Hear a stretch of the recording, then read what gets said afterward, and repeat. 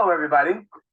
This is Travado, and this is the Mashup presentation for our final project for ARE 5641, Art Education for the State University. And the presentation is on spatiality and the Black aesthetic. Let's get started.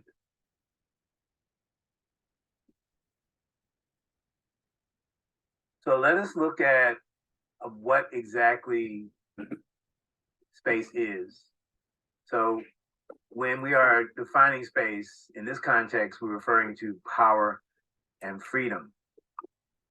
Freedom of expression and the power to hold those spaces for these moments of interaction to occur. So if we break it down to its primal needs, we're talking about how an individual or group of individuals or collective have the primal needs. When we're setting up space, where the primal understanding is that we are looking for space that will provide us with food, water, shelter, and safety. Now, what we must understand is that in its informal sense, which I'll discuss a little bit further in this presentation, we're looking for functionality, creative functionality in this case, to act as a support. And culture forms around this, allowing our sense of identity to occur. And art serves as an intellectual retainment tool to hold collective memory. So this allows our ability to have a stronger sense of culture, a stronger sense of identity within that community. And this is significant within the Black experience. And unfortunately, there's an alarming phenomenon occurring, and has occurred in the last, in the decades and centuries.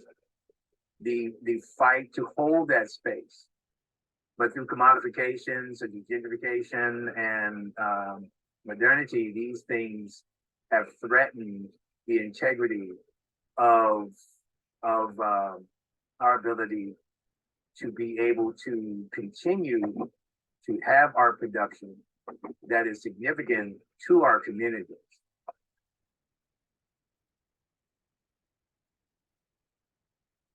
So moving into further into the paper, now that we understand a little bit more about space and how it works for us in terms of humanity and culture, it's appropriate to understand this, understand the factor in terms of art production, in terms of art education and arts for justice. We begin with the Black arts movement. And we're specifically utilizing the view from the understanding of exteriors and interiors. The Black arts movement, which was a critical movement in terms of the era of the Black Power movement specifically. And to clarify, the Black Power movement came out of the understanding of that people politically, socially, and culturally wanted more. It wasn't enough, and it wasn't enough to be for certain aspects of civil rights to be relinquished. So in other words, they wanted, things to open up in terms of equality and in terms of equity and where we wanted to go, how we wanted to go without being hindered. It was more than that. Black Power they wanted that. They wanted the ability to hold their position, to gain more, and to hold their present position without relinquishing. So while relinquishing their present position, in their own communities and in the United States of America specifically. So the Black Arts Movement, or BAM, came out of that, it came out of that understanding, and it was based upon the fact that the community in itself needed to have their own sense of identity in regards to who they were. And artistically, the Black Arts Movement took on that initiative. And it was twofold. We have one sense that they were protesting against the exploitation and the realization that the arts was not inclusive and the arts was not liberal, that they were just as exclusive and just as discriminatory as any other institution in the United States. And so out of that, they realized that to move their art and move the Black aesthetic out of those spaces and reject those spaces and begin to concentrate on the Black community. And so one of their criteria was, part of their criteria was to call on artists to produce art that could not be treated like objects seen in museums. So this was pertaining to the functionality of a lot of works that were produced in the Black community, and artworks that were clearly specific to our own experience.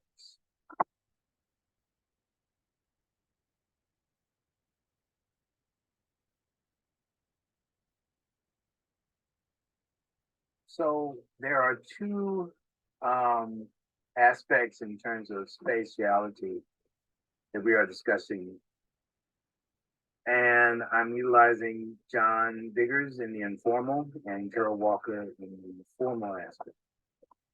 So within the discussion of Black spatiality, the approach is towards impactful interactions and discussion concerning the Black experience. It's important to understand these two aspects, how the Black aesthetic is utilized and works within these spaces.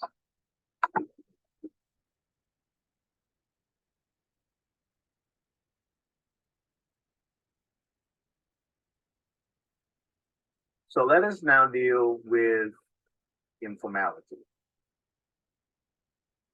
And this is space from a community understanding within a cultural, social, and political context. Starting from the home, specifically in the South, the Southern porch is a very significant aspect in terms of art production and experience. Within the home in itself, we have the interior of these spaces, such as the kitchen, and its significance, the living room,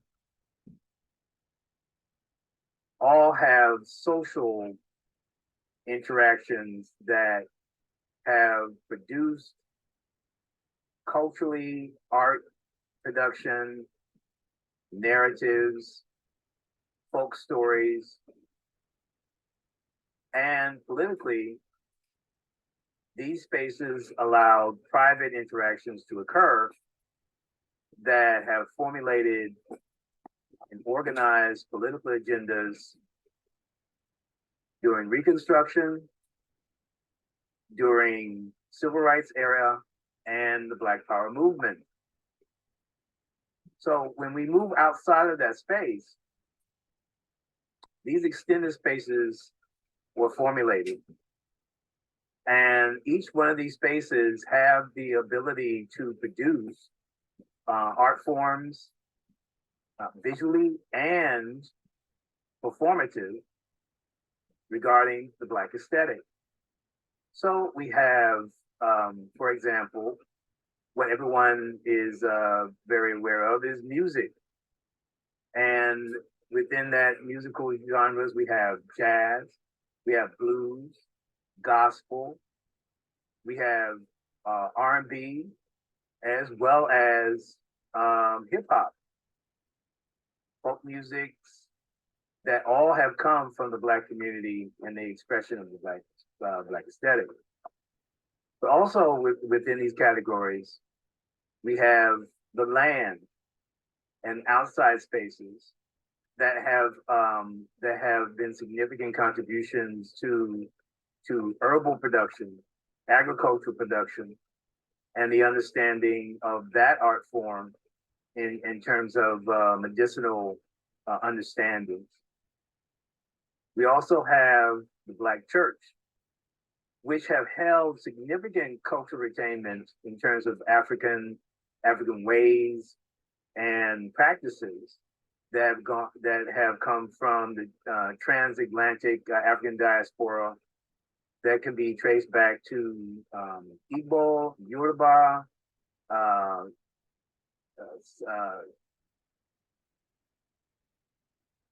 Congo, as well as Mende cultural ways. So these expressions have been retained throughout the history of the Black church. Furthermore, we have productions that have occurred dealing with the head and the Black aesthetic specifically in terms of beauty and the traditions of how the head holds symbologies and in terms of ethnic groups, in terms of style, in terms of status. These significant spaces have been very important also in terms of gender understandings and etiquettes. And then finally, of course, we have public spaces that have been utilized in various ways through ironworks and in the contemporary times through murals that you see significant through the mural art movements and the Black arts movement as well. And then we have formality, and that is the public interiors that we see as museums, as exhibition, as galleries, based upon Western context. So a position of commodified interior public spaces and how the Black aesthetic visual voice resonates within the position of intellectual tourism is within the context of formality. So this is not spoken of in terms of commodification, but it exactly is from a position of commodification within the category of tourism. So you have artworks that were placed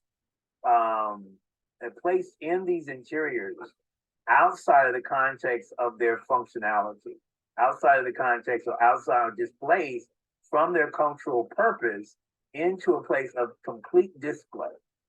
So this public gaze is not going to have the same connectivity and understanding as the people that it was meant to be utilized for, right? So you have people from Africa, from the South, that the Black Southern South, that created certain objects, people from Africa that created certain objects that have a significance with their symbology, with their experience and their functionality within that culture.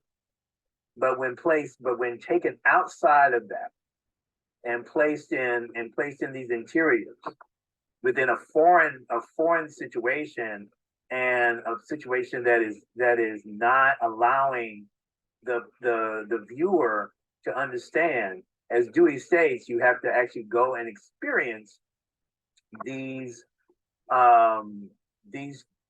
art in a manner to really understand the significance. And it is the industrialization of creativity that caused this displacement, right? The imperial intent of going in and conquering spaces and conquering lands. And so in certain cases, these are spoils of war, spoils of mercenary acts, still coming to light in terms of how we utilize how we saw others in terms of interactions. So it's important to understand that this format is not the ultimate. Though Westerners try to place this as high and low, and that this is the only form of art, this is how we should reference ourselves, this is what we aspire to, that is actually not the case. So the artist, one of the artists utilizing, this is the main artist that I'm utilizing in terms of spatiality of community, is John Biggers, muralist, educator, and he's a classic example of informality of art experience within in the Black community. John Biggers was a noted muralist as well as art educator, and Biggers grew up in a segregated town of Gastonia, North Carolina. In this unique social landscape, Biggers learned the values of dignity, self-reliance, self-respect, and communal identity through an extended family situation. Now, it is this very thing that Biggers chose to really emphasize in terms of his artwork, because as he began to engage with his students at Texas Southern, that he would that he noticed there was a degraded value system occurring, that the value systems that held the community together were not being discussed or not being expressed by his students. There was a more individuality, and there was a disregard of looking at certain values as a thing in the past and moving into modern, modernity of our economics, and Africa had little meaning, and Black Southern culture was backwards. All these things he realized was something to be concerned with, and he began the initiative to. He realized that it was important to start to take on that concern with his art. Biggers understood the power of symbology and his ability to evoke internal and external dialogue concerning identity. So Biggers emphasized his cultural experiences using Black history and African culture. He had gone to Ghana in terms of his travels, and so his work had definitely was influenced by that. But he also was influenced by his own experiences living in the South. And Shotgun House was the primary catalyst for open dialogue within his work. And he chose the house for his architectural, cultural, and social structural significance and placement. The sense of closeness and communal identity in terms of the unity of the houses. And the Shotgun House can be traced back. His influence can be traced back to Haiti, as well as West Africa, Yorubaland, Igbo architectural influences. So within utilizing these significant aspects of community that were significant, using iron, not only the southern porch, but iron cast pots, quilt images and symbology, basket weaving patterns, hair patterns, nature. All this started to aspire in terms of the significance and the experience and what they represented symbolically. I find that this particular type of art form has influenced my work as well significantly.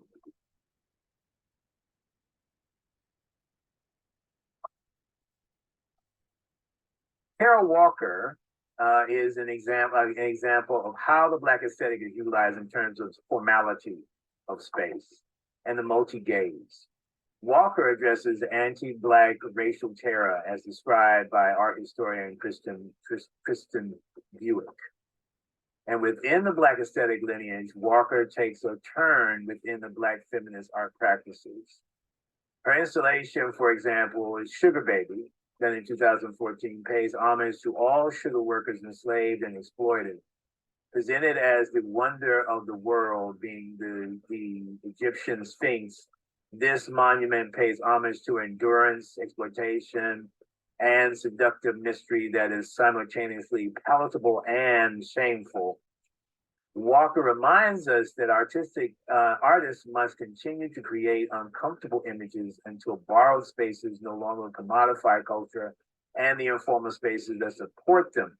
So this is a classic example in terms of the Black aesthetic lineage, in terms of art and justice, in terms of really really not allowing multiple gaze to get away with seeing images of Africa, of seeing Black culture or African culture as something that is simply an object of objectivity in tourism, with no significant meaning behind it. The use of the face, the African face, in the rap of the stereotypical Black mammy,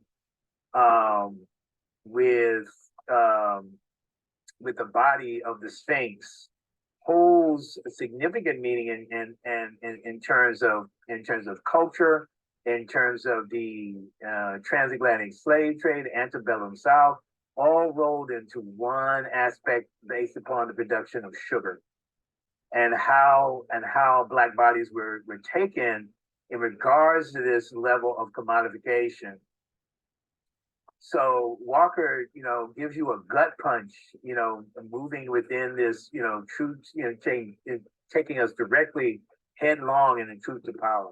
Her symbology is strong within this and doesn't allow multiple gaze of experience to get away with walking away with not understanding certain truths and the emotional aspects that goes with it and what it invokes.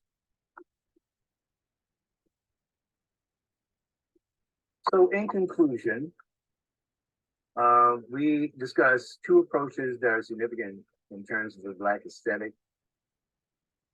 We have the informal regarding community and its aspects of art production that hold identity within the Black community historically, culturally, and in contemporary times. We also have the formal regarding borrowed commodified art spaces, looked through multiple gazes based upon experiences that are allowed to view a particular art object as and how that space can be utilized as a means to educate and to gain a sense of awareness in terms of historical significance, in terms of the American experience and landscape. Both have the place within the Black aesthetic historically, and as seen by both artists, John Biggers and Kara Walker, these spaces can and have and still do assist in gaining awareness of the historical significance, as well as understanding the power of how the Black aesthetic through art production can give us a greater sense of understanding from a personal experience in terms of collective memory, as well as a overall impact that the Black experience has had and the Black aesthetic has had on the American experience, and as we have seen historically, the world at large. I thank you very much for your time, and thank you very much for the opportunity to give this presentation on spatiality and the Black experience. Thank you.